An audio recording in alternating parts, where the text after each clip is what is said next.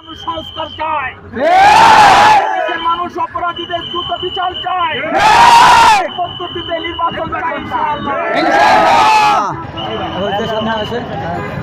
আমার নাম মুফতি নুরুল ইসলাম হাকিমি।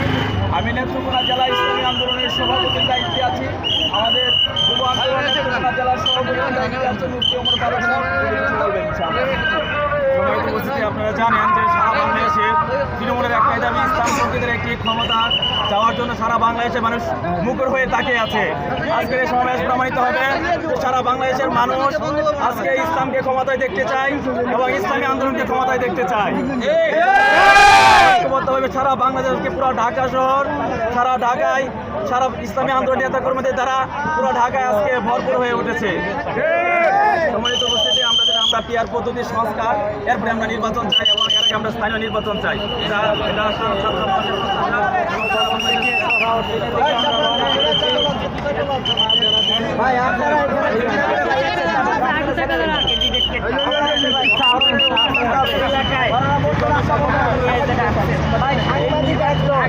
আমরা সাংবাদিক